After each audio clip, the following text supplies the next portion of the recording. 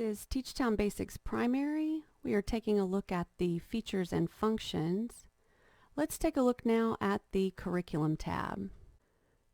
So I still have a student selected, and you have to choose a student to go into these tabs and really look around. So I do have Sally Social, still the student that I'm looking at. And anything that I choose to customize or change at this point is going to be specific to Sally Social. So if I click on the first one here, the computer lessons, this is going to bring up all computer lessons. And I can scroll through them using the scroll bar here. I can also type in a specific topic, and it will bring up anything that has to do with that topic. Okay, so you saw I looked at animals, now I'm looking at body parts, and you'll see lessons here. Clear that search. You can also search by a specific domain. So you can look into the language arts, print concepts, matching letters, select. It's going to bring up again anything that has to do with matching letters. And you can scroll through.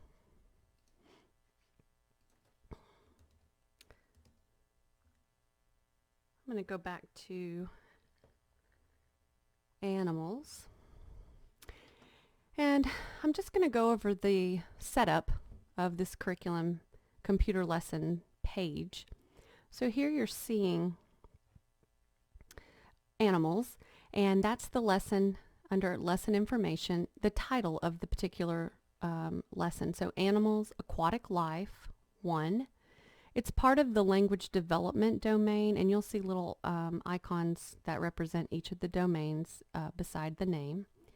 And here you will see that this lesson is a level 1 out of 5.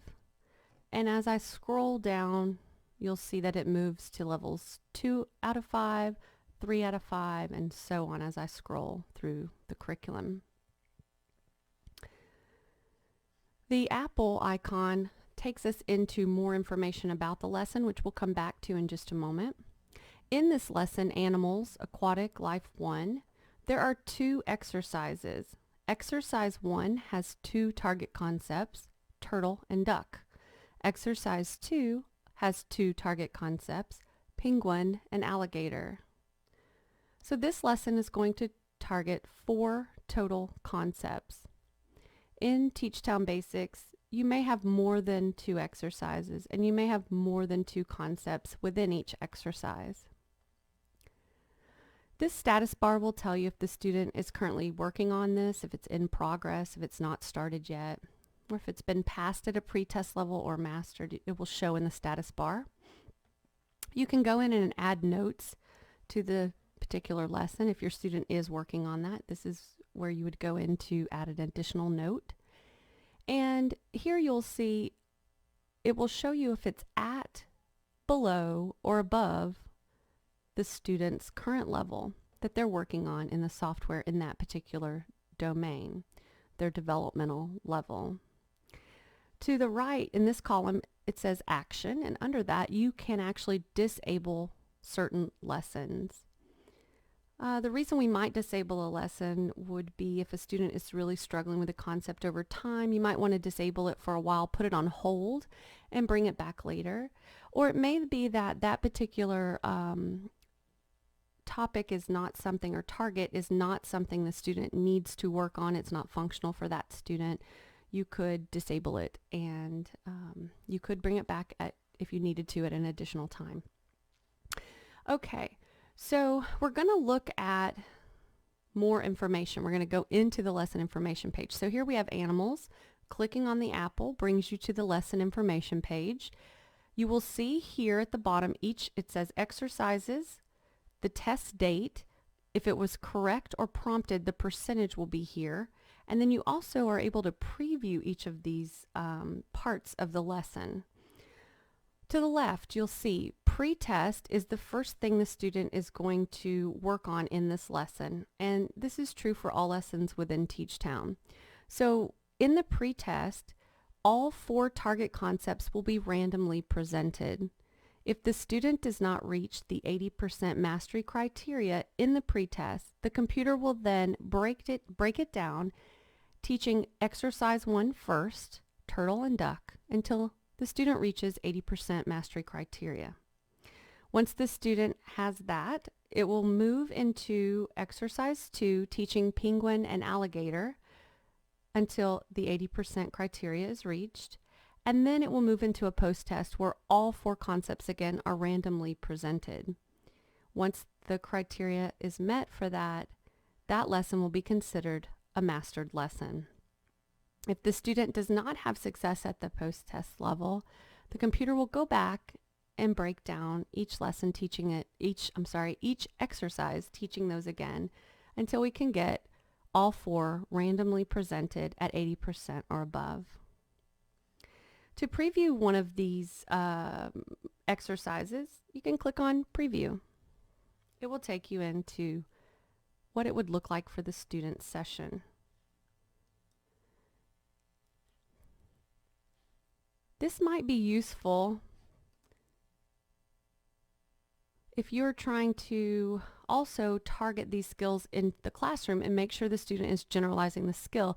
It may be helpful for you to know what types of pictures are being presented or what directives are being used by the computer.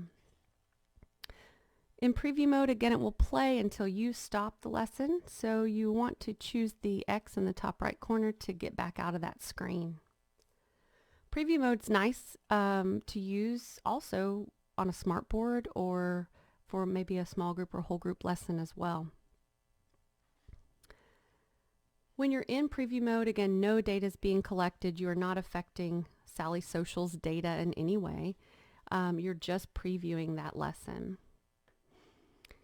In the bottom left corner, you have access to the generalization lesson. So each lesson in TeachTown has a corresponding generalization lesson, sometimes more than one, that are appropriate to teach this skill in the classroom setting to target generalization.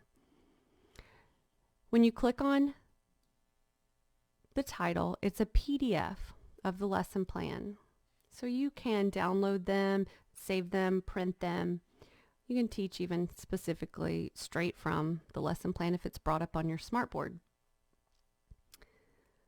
We'll get more into generalization lessons under the generalization tab in just a moment. I'm going to close that out. And in the bottom right corner, you will be able to see progress graphs and progress details. So if the student had started working on this particular lesson, you would be able to access a bar graph here. And those bar graphs are found in the reporting as well, under the reporting tab, and we'll look at those when we get to that. But if this student had data on this currently, you would be able to click on progress graph and get more information about that particular student's progress. I'm going to use my back button. So this is under the curriculum tab, viewing all computer lessons. I can search again by specific titles and or select a domain. And we're going to go back to the curriculum tab. We're going to move down now to quick start lessons. So we talked about the initial assessment the student goes through, and the computer places the student across all learning domains at the appropriate developmental level, and the computer will choose about 10 lessons for the student to work on. Those lessons will be found here under Quick Start Lessons. As the student masters a lesson, the computer will remove that and place a new one in its place. This is done automatically. So here we're viewing the lessons that have been chosen for this student or this student's been working on. And again, you have access to disable any of those if you feel that they are not maybe struggling with the concept, or it needs to go on hold for a little while, or if it's something that you feel is not appropriate for the student, you can disable those here. This is also where you would look at which lessons are being targeted and the title of those lessons to kind of match up with those IEP goals and determine which lessons you want to attach to an IEP goal. So these are the lessons the computer has chosen. I would look here to see, are any of these things that my student is working on their IEP? And if so, I can go back under that current student tab and write my IEP goal and attach it to these lessons. Those are the Quick Start lessons. And again, clicking on the apple is going to get you more information. Okay. I'm just using my back button. I'm just clicking through.